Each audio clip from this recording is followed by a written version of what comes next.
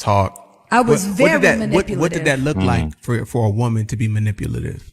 Oh, I'm going to tell you what you want to hear. And I'm going to act like I'm so in love with you. But the truth is, I don't love you, because to love somebody, you have to respect them. And respect comes from trust. I can't respect something I can't trust. Wow. Right? Oh. And even though respect is given and trust is earned, they go hand in hand. They're in tandem. Yeah. So manipulation looks like, nah, the truth is, we're dating and I'm comfortable here, but I know I'm not going to settle here because you're loyal to me, but I'm loyal to myself. Oh my. Broken though. So you never felt connection. You only felt attachment. And now I understand from this whole catch and release generation that the fact that I am starving you and depriving you of emotional fulfillment and spiritual security. And I am depriving you of the desire that you have to take it to the next level, the covenant. Do you know how many people asked me to marry them? And I laughed. Like, oh, would you marry? Not ask me, like, get down on a knee, but hey, so would you get married? No, I don't think so. No. And it's funny because then when I got saved, that's all I want. Isn't it funny? Oh my gosh. The very thing you hate, you become. Wow. But some of these women can trust a man, and they still divorce a guy.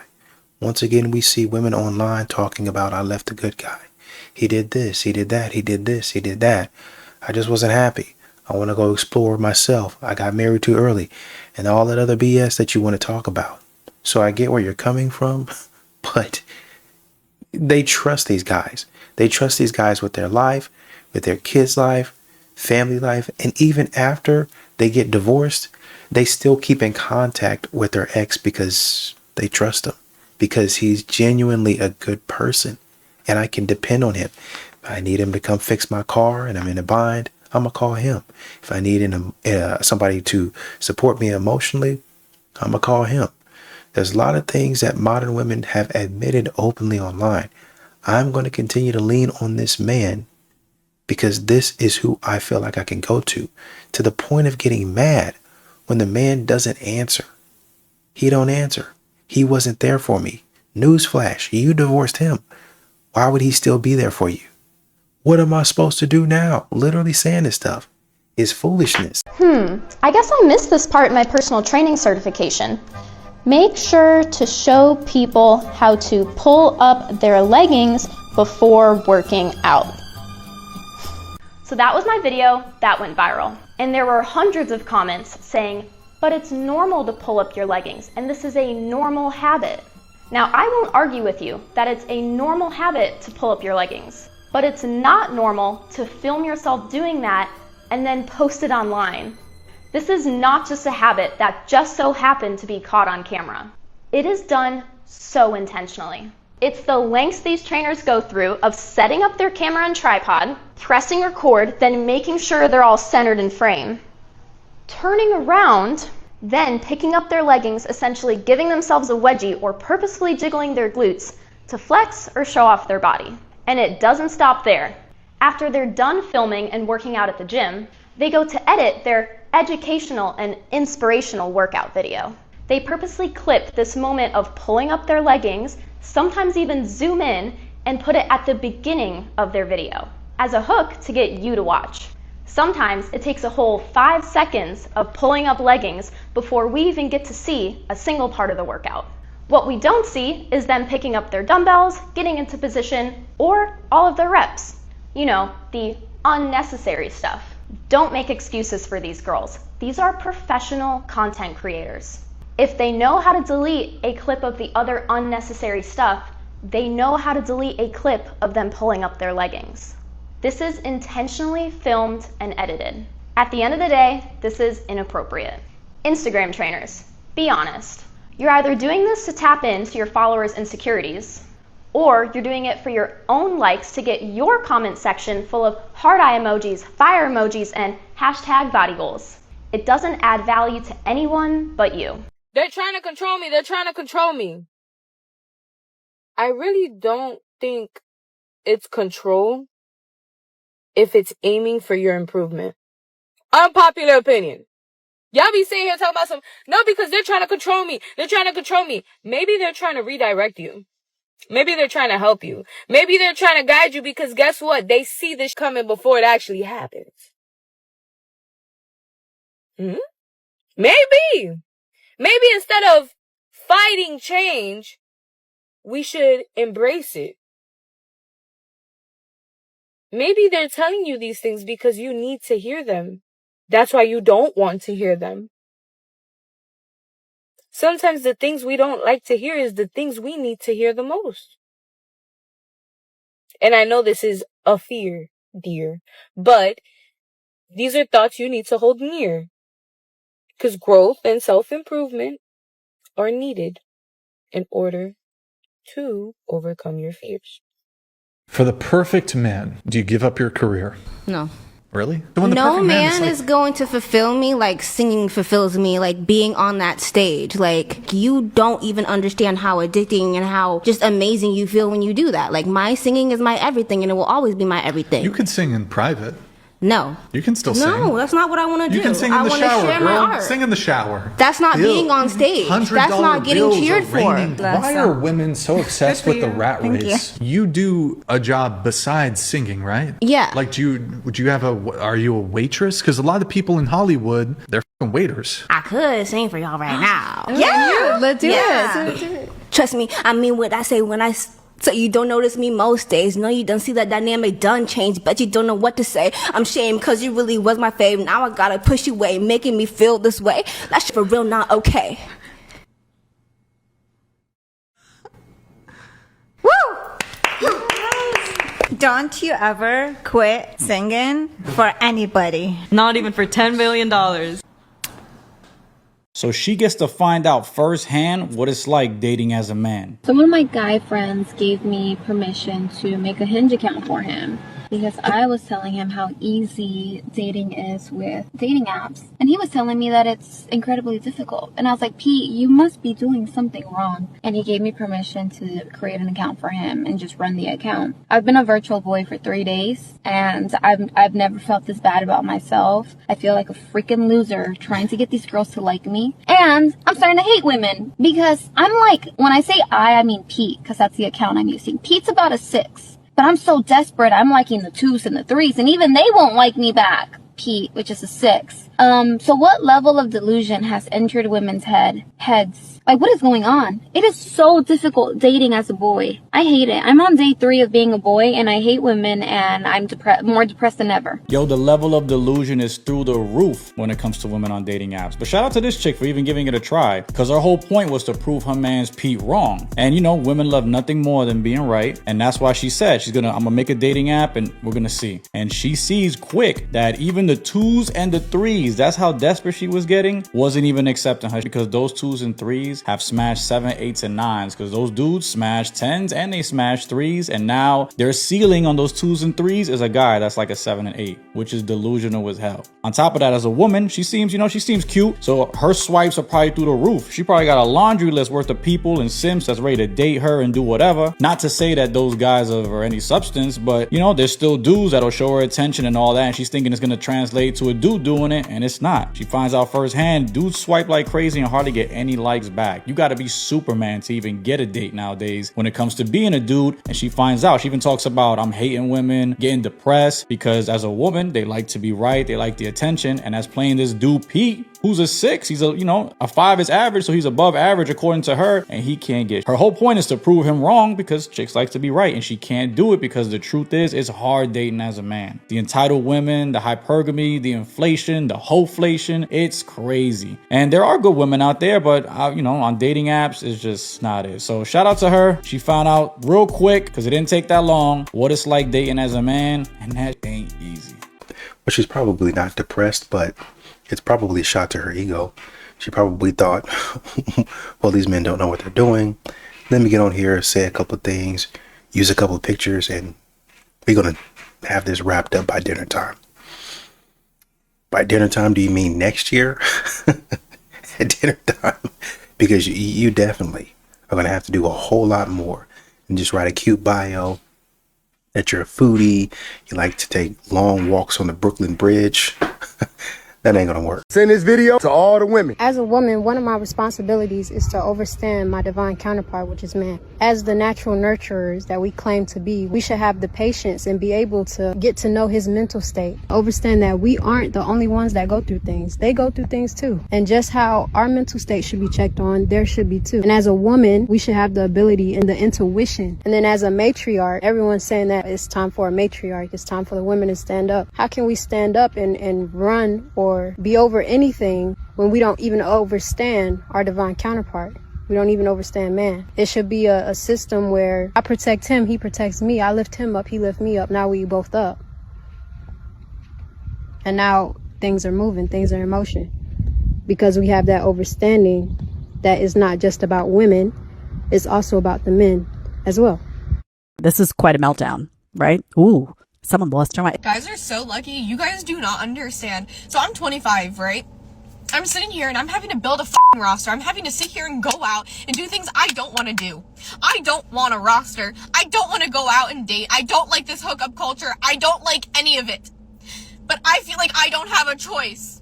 Men, you guys just get to sit there and you guys can go wait until you're in your 30s, you're almost 40, and you can just go get with a girl that's in her 20s and live a normal life.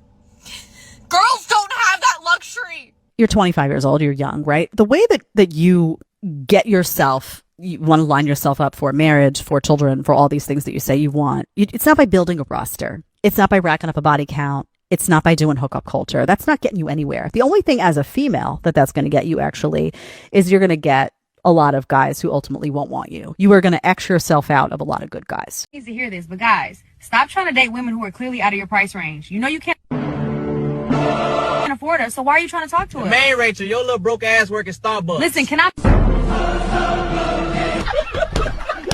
Women say they want a good man until they actually meet one and realize they're not equipped to handle him. A good man is not convenient. He doesn't bend to accommodate chaos. He doesn't rearrange his values because you're emotional. A real good man has discipline, boundaries, and priorities that don't shift based on your mood. And this is where women get confused. When you've never met emotional maturity, you misread everything. You call him cold because he won't tolerate drama. You call him selfish because he protects his peace. You label him detached because he refuses to beg for your approval. But that's not coldness. That is self-respect. A man who knows his worth doesn't move from insecurity.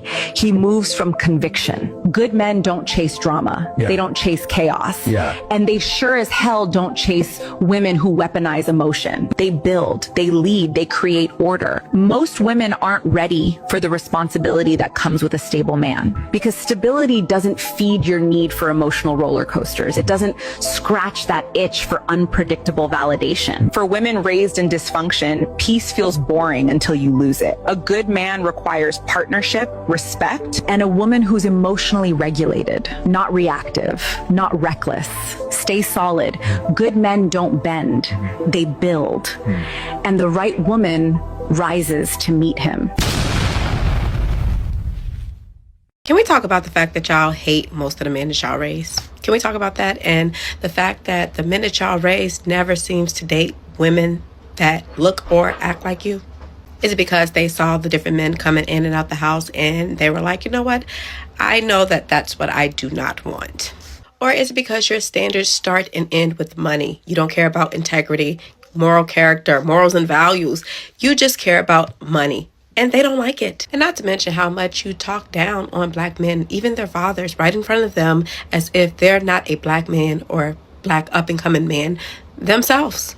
And it's sad because they get a front row seat to see how you act, to see how you behave, how you treat people.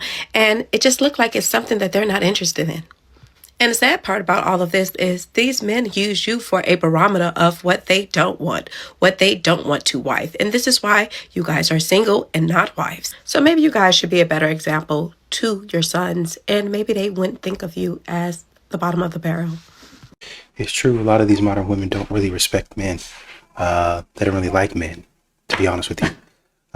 They like what a man can provide to them. They, in general, when they want to ego boost, they want to be around a man, but they don't really have a use for a man. A lot of them don't really have animosity towards men. They don't quote unquote hate men. They just they have a lot of modern women have a superiority complex, right? To where they feel like they are better than the man. So it's like, well, you know, if he adds value, then bring him. If he can make me laugh, then bring him. They feel like, you know, they're a king. And, you know, if he's used to us, then give him a seat at the table, at the end of the table on the end. If he can prove his value, if he can actually bring money into our house, right, or our kingdom. But if he can't, can he cook a good steak or a good meal, then put him in the kitchen as a line cook. If he can clean or he can really do my nails, and give him a position at the salon, somewhere that he can be useful in the kingdom because he's better than the rest. But that don't really have much use for him is really how these modern women are acting. And I hate when be like, what you won't do and nothing will. Like, shut the up. You had 17 before me, and you still don't got shit. Oh my god, he's gonna cheat on you with a. He's gonna cheat on you with a. If the man is gonna cheat on me in 10 years with a. And now, used for mainly, to be honest. And if the man is cheating on you for a whore, that means you're the problem. But no! The men! Girl, you need to start your man. Why did we stop our men? Like, you know, that's one of the main reasons why men cheat too. They stop getting this. Why do they start doing that? Like, who doesn't love?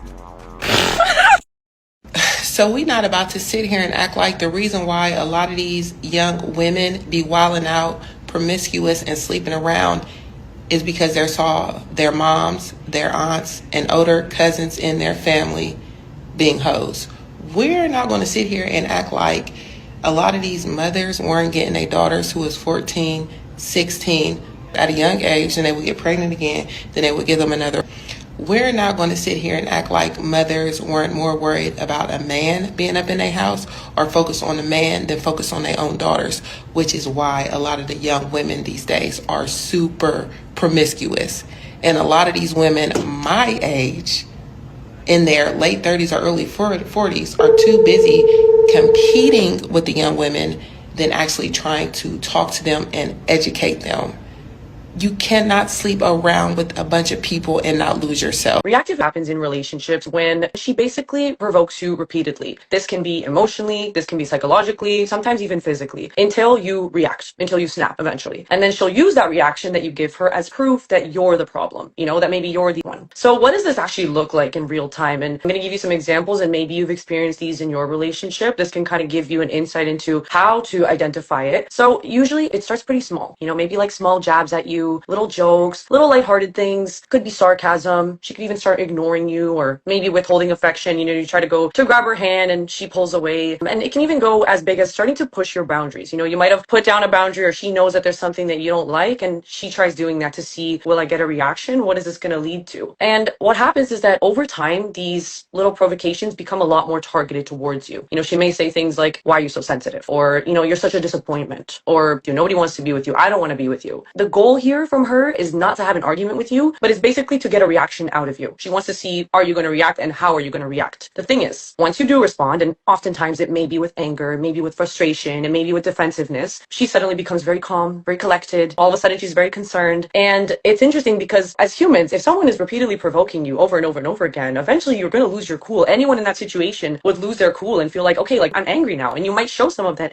anger, and it's a normal reaction to something like this. But what happens here is that then the narrative gets flipped. So now you're the one who's the aggressor, and she's looking like a victim.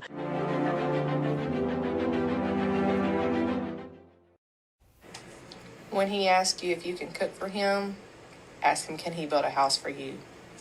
This is not the gotcha moment that you think it is. Because for a man to build a house would take 1 to 2 years of his life and hundreds of thousands of dollars. For you to make dinner takes about a 10-minute trip to the grocery store, maybe 30 to 40 minutes of cooking, and maybe 10 minutes of dishes afterwards if you want to count that. But you would probably make the argument as to why your husband would need to do the dishes. This is an attempt of a woman to logically reason through getting what she wants. And all men know this as they're listening to it because it's not logical. It doesn't line up as far as time and effort. Because of that, when a woman comes on here and tries to attempt that logical reason to get what she wants, men see it. They see right through it. And all men will take from this is that you specifically are that type of woman that wants to take, and she will not be willing to reciprocate anything near the amount of energy or effort that he puts in. And they know that that is just not worth it. Most men are deeply unattractive because of Mother Nature and something called the Great Scam. The Great Scam was the day that the male of the species convinced the female of the species that it no longer needed to prove itself worthy in order to reproduce and have babies, but the fact that the men are ugly says otherwise. You know, 2025 Earth is not a real place. Because I refuse to believe it. I refuse to believe the audacity that someone like that could be saying those words. A lot of these modern women have the audacity, and I'm not even sure where they get it from. A lot of these modern women really talk reckless. And I don't know who gave them a pass to do so, right? Like men keep on saying, modern women, I know there was one woman that said, I used to see a good looking man every quarter, right? Now I don't even see that. Now I see a good looking man maybe once or twice a year. But every woman that I see walking down the block, 20 out of 10, this be the ones that be talking. 20 out of 10? You actually think? I mean, come on, man. You got to know that you're delusional. You got to know. You're not serious. When a woman can tell you what a real man is, that is a problem. Why would you want to know how many people I've slept with? Well, I want to know if I'm throwing my hot dog down a hallway. Why wouldn't I want to know how many people have jumped on you and treated you like a human trampoline? That is the stupidest thing I've ever heard. Why do you care if you like me? I don't know you. You know who making these arguments? Hoes. Hoes is out here trying to make arguments and tell niggas to shift they thinking. The biggest problem, especially in the black community, black women got too much voice, got too much mouth, and the fact that you let them speak, they will be saying things and won't even know what the word means or say the word wrong and just be talking and seeking words and saying, well, it's the way that you said it. Women don't want to hear this, but it's the truth. Listen to this. You have traded being submissive to a husband to being submissive to an employer, to a boss, to a corporation. I think a corporation is going to be more cold than a husband. I think a corporation is going to ask you for more than your husband. The corporation, your boss is going to say, show up at 6 a.m., at 7 a.m., wear this. But if a guy's like, hey, I don't want you to go out in public with your ass hanging out, that's somehow an issue. But of course, that would never fly in the workplace. Like if your job was like, we need you to dress modestly in the workplace. Yeah. Yes, sir. Yes, boss. I think a boyfriend is going to ask you for a lot less. You guys have traded it. You've traded it. Honestly, that's such a great perspective. I never actually thought about it in that way, but honestly, like everything that you said that you're willing to do and what you're not willing to do is literally submitting to a job. Submitting to professionalism. But the job doesn't love you. The job is not going to care about you like that. The job is not going to care if you're sick. The job is not going to care if your mom gets cancer. They'll fire you. You're having bad period cramps. Your job does not care, but your husband would. Show me a 10 that's complaining about being married, please. I would love to see a 10 complain about being married, because at the end of the day, we got all these girls up on here complaining about marriage and they solid 4s. Hence Cardi B. Y'all talk about, oh, Cardi did it. Cardi before the surgeries was a solid 2 to 3. Maybe even a 4. But she got her nose done, her face done. She got good money now. So Cardi looks completely different. You know what I mean? And just like a lot of you girls, y'all come on here with your lace fronts and your long eyelashes fluttering and your lips done and all this other stuff done, thinking that you a baddie. You're not a baddie, baby. Take all that off. Take off the clown makeup. Take off that funky lace wig. Take it all off and let's see who the real baddies are. Because I love to tell you right now, you not. Everybody want to come online like, oh, you're a baddie, you're a baddie. Women love hyping up females for whatever reason. And you know, men being their DMs because they easy targets. You know what I mean? So it's like, y'all sitting up here thinking y'all something when really y'all not nothing. You know what I mean? So y'all want to come out here and complain about being married and complain about being a mom. And most of the ones complaining about marriage, half the time not even got married. So now they're saying taking leftovers back home on a first date is a red flag? That's a red flag for me. Taking the food leftovers on your first date. On your first date with someone, leave the food. What? Leave the food. I have to agree. All right. Of course you But would. who wanted to take the food? You or her? We both didn't want it to go to waste. So I was like, Facts. do you want it? And she was like, no. And I was like, all right, I guess I'll take it. So I took it. There were two separate packages, right? Lauren, can you tell us why taking the food is Yeah, I'd love to hear this. an ick? It has something to do for me, like financially. I think that leftovers, when you take leftovers, it's when you're like in a relationship. As a first date, you just eat whatever you want. And if there's leftovers, you can leave them there and then you can go your separate ways. What are they talking about? So now everyone's trying to break down everything to like this bad science of red flags. But if you're telling me if we go on a first date and there's leftovers, one of us taking it back is a red flag due to financial, this feels like it's some chick like is giving broke. We're out eating. I'm not broke, but I don't want it to go to waste. I don't know about y'all, but for me, my mom used to always tell me like on a regular, like, yo, you should finish everything on your plate because somewhere there's some people with nothing to eat. You know, something like that along them lines. So, you know, I either finish my food or I'm taking it home with me, especially from a restaurant. But what's wrong with taking some food back, heating it up later and just eating it? Like, I feel like everything is like broken down into these categories of yay or nay. Like, it's so stupid. And this is, again, another reason why dating is because you got chicks like this trying to give advice to single women, and the ones that listen are stupid. Because if you're on a date, you're on the same page. It's like, yo, and the dude said, you know, I'm asking her first, hey, do you want to take it home? Like, he gives the courtesy to the woman, hey, if you want to take it home, cool. But if you're not, I don't want it to go to waste. Y'all can eat that later. The fact that these rules are even out there just show why dating is at its worst it's ever been. You're wasteful. You're wasteful and you're an idiot. Straight up. You're an idiot. We don't call women losers enough. Both of them have the same mindset. This has to be a joke. They have to be saying this as a form of rage bait, to be honest with you. I think the first date my wife and I went on, we took the food home. We took the food home. And I was about to order. The food was so good, I was about to order another one to take home. Strictly just to take home. It was that good. We went to Topgolf, I think our second date. Maybe second or third. I can't remember. And we would have taken the food home had Topgolf allowed us to do so. But they didn't. Maybe they did. We didn't ask. Right? I don't think I've ever taken home food from Topgolf. The point is, had we been thinking about it, we would have. To a coffee shop. I think maybe the third date. I can't remember. Didn't take anything home because we drank it right there. So, I mean, I just, I don't get it. I don't understand this type of foolishness. According to this clip, 90% of trainers sleep with their clients. Every female that I've trained, I've done something with her. Bro, the game is so gone. Listen. It's so bad. It's unbelievable. I've got a friend, he's a personal trainer. She was married, yeah? She was, listen, I've got this wedding coming. I want to get in shape. Bro, they get married. A week before honeymoon, he chopped it, bro.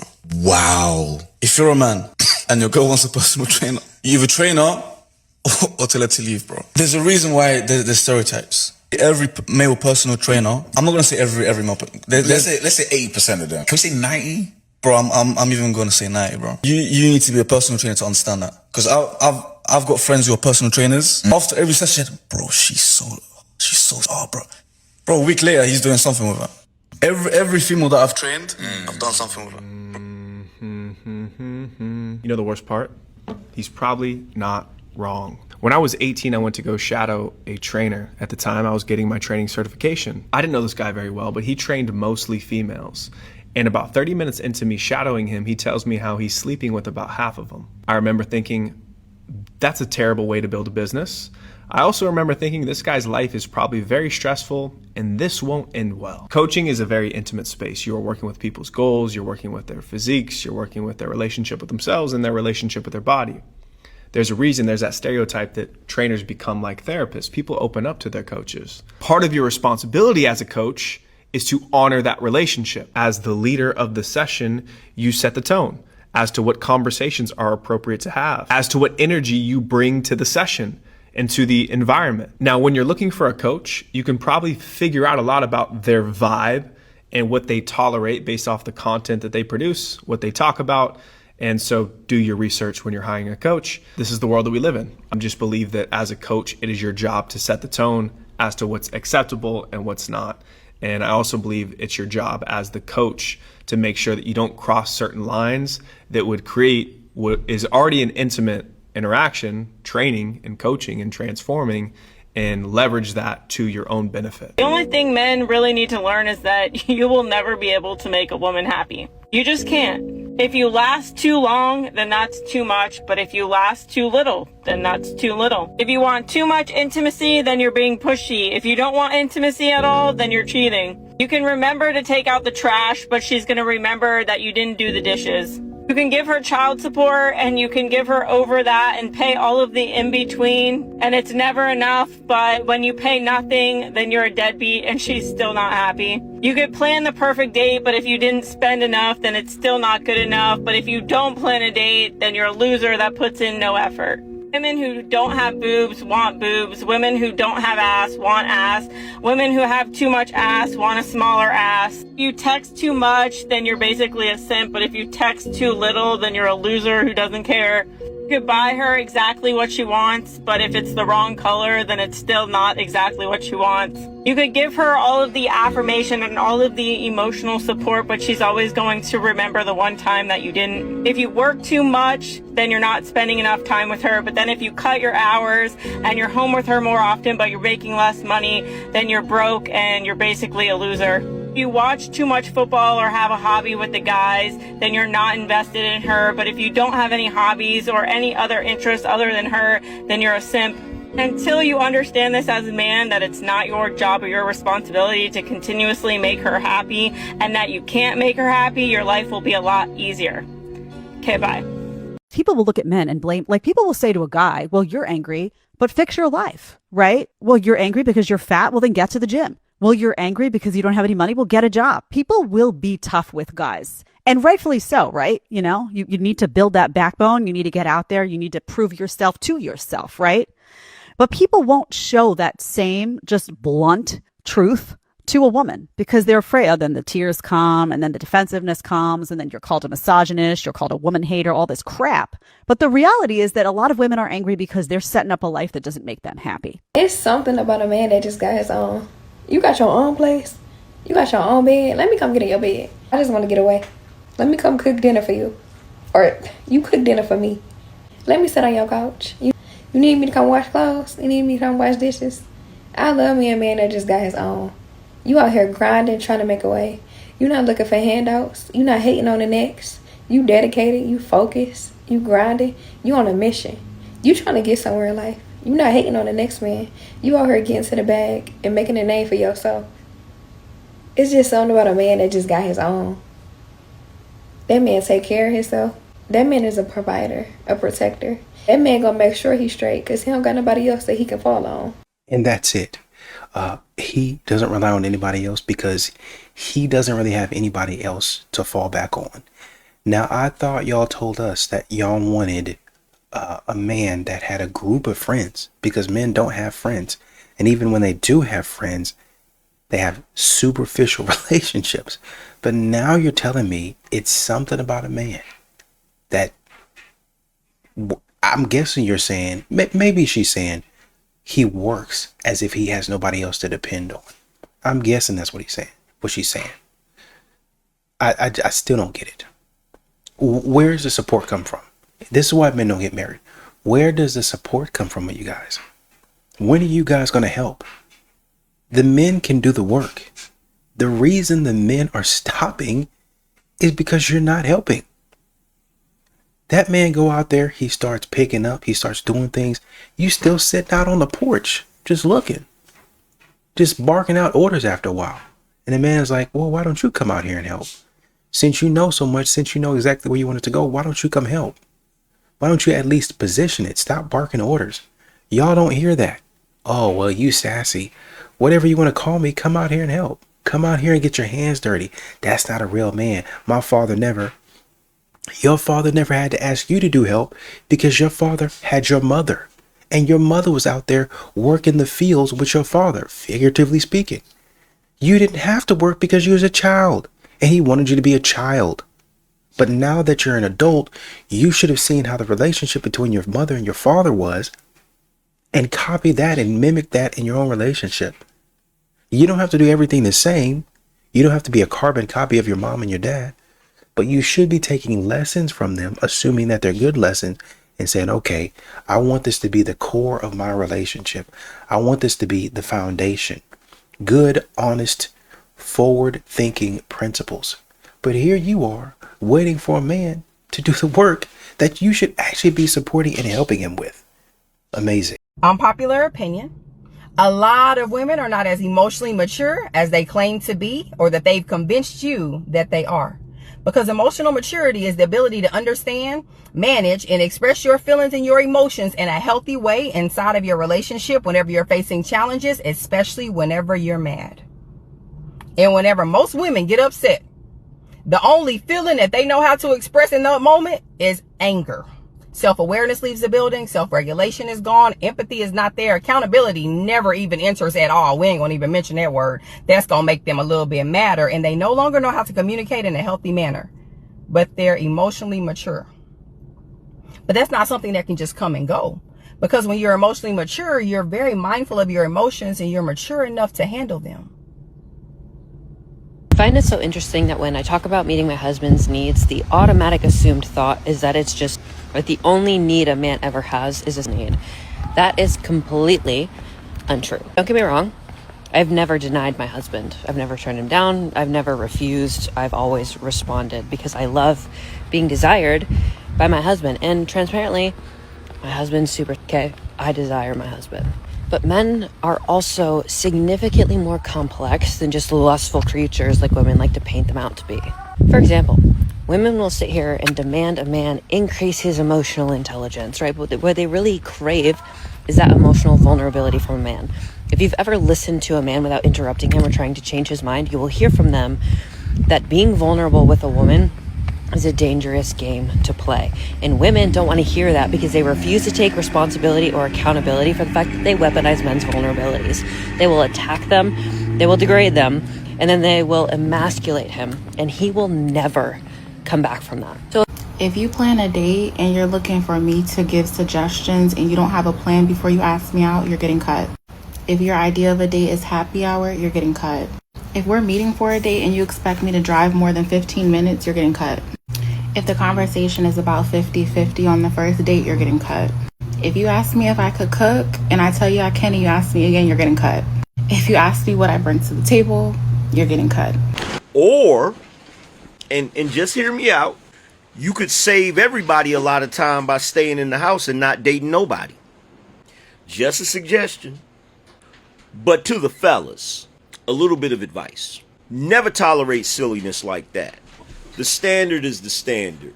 Get the book today. Yeah, I'd love to show my Bold ear move off. with a face like yours. Now, scientists, I won't dwell on it. Scientists. That was savage.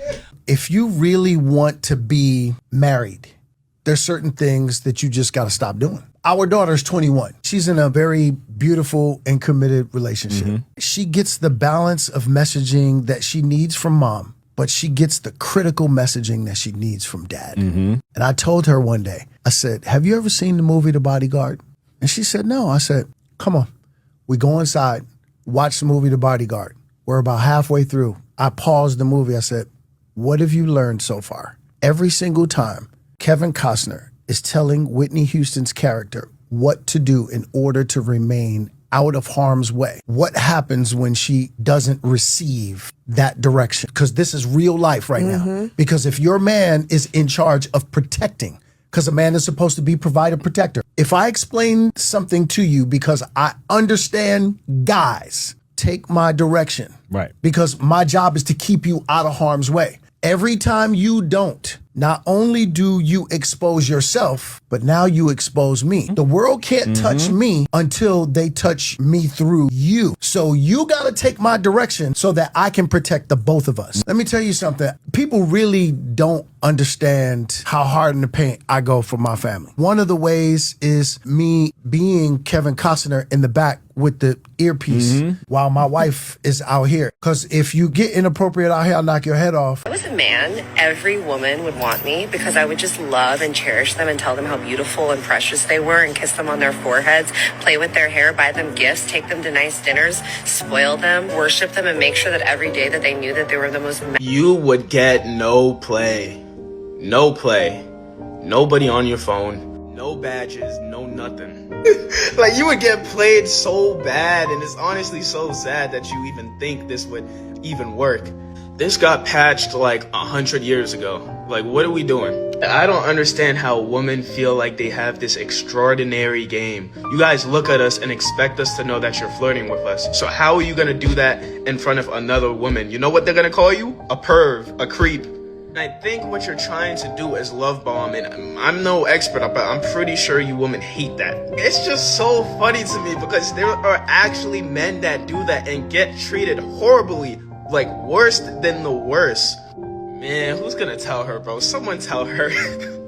Absolutely not. Standing out there in the trees, you could be walking on a trail out in the beautiful sun, soaking in that vitamin D, getting a little tan, coming back, feeling good. Man, I was out in the sun. I feel alive. I feel energized. Now I can go in and work. I can do a couple of things. Man, it's so beautiful outside. I'm having a great day. It just improved my mood. Man, what else can I do? Who else can I be a blessing to?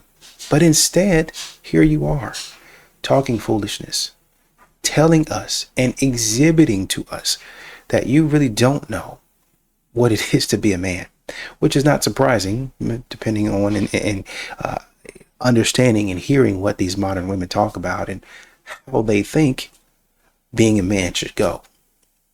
But, you do what you want. Womansplaining Men to Women, episode 128, I think. If there's one thing I've learned about men and women during the holidays, it is that women do not want their men home. If you're a dude and you take 2 weeks off work without telling your wife, you might as well just slap her right across the face, I guess, because they are not used to it. It just throws them right off. I've been seeing a lot of posts like this. My husband has been off work since the 24th and I haven't unalived him. Please clap for me. And these posts tend to be super relatable, with women agreeing that they do not want their husbands home this long. This woman actually feels a similar joy leaving the house because her husband is home all the time on long-term disability. And what's really interesting about this post is that when people ask if he's lazy or needs more work to do, while he's on vacation, she actually says that he's not lazy and has done every chore she's asked of him. She just still doesn't want to be around him. And holy ladies, this is a huge problem because I don't know if you've ever thought about this, but a man can't work forever, and neither can you. Eventually you'll both have to retire, and when you do that, you'll have to live together and spend time together and grow into old age together, and you'll have to do that without committing spousal homicide. In fact, these will be the years you need each other most to survive. So this is your trial by fire. This is how you learn to do just that. There's a scene in Bruce Almighty, it might have been Evan Almighty, where God says that if you pray for patience, he doesn't give you patience. He gives you an opportunity to be patient. You are never going to be just handed a person who never annoys you and knows everything you want. But surely what you do know is why you married this person, right? So why did we forget that just because you took a couple weeks off? Listen, of course this is going to be a change to your routine and might throw you off a little bit, but I am begging you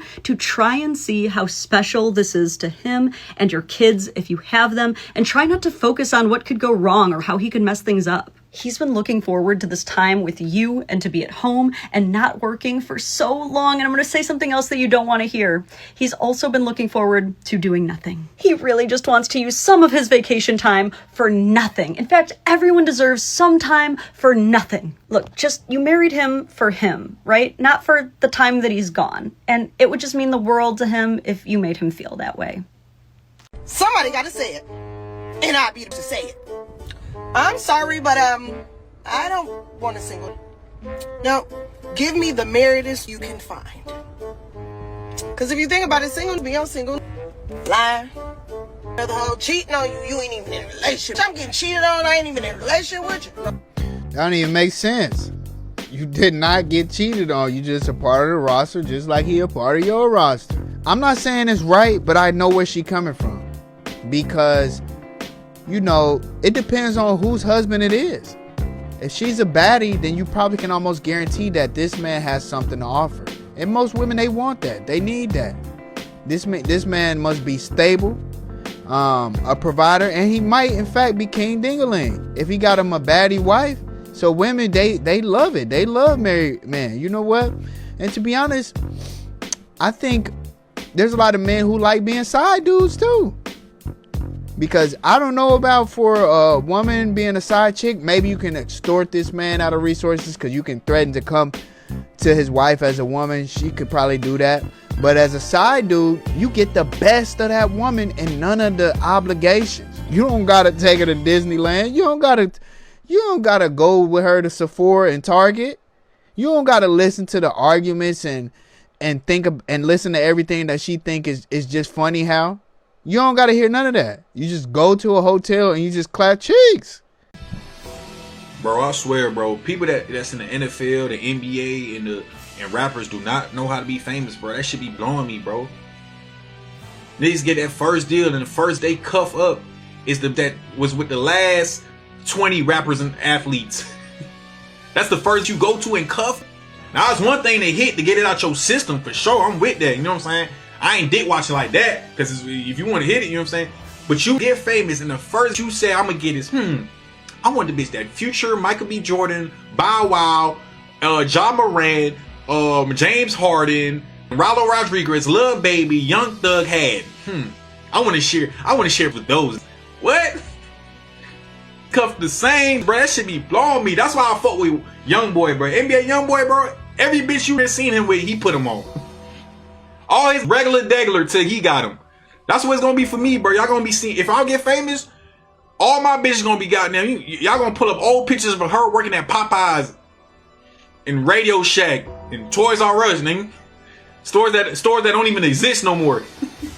What is you talking about, nigga? All my bitches from that regular degular jobs, CNAs and what are you talking about, bro? Cause at least with those bitches, I could take them out of their city, and the bitches she had before me, they'll never see her again, nigga. Y'all niggas be cuffing the same 8, because it happens every 10 years in the industry. It's a solid 8 to 10 that every public figure cuffs. Like, that shit be blowing me, bro. Y'all do not know how to be famous. I feel like these guys get up there and they start basically, man, they got FU money at that point in time. So they get out there and they basically play by a different set of rules, right? I'm about to go out here and go buck wild for a majority of them. You know, I want to experience this or I want to experience that. And when I get done, people be waiting in line to get with me, right? So it's never going to matter, right? I feel like them and, you know, sports people, celebrities, they get to the big stage basically, and you know, some don't, but there's a lot of them that do. They get out there and they, you know, start going buck wild, doing whatever it is that they want to do because they know these women are waiting on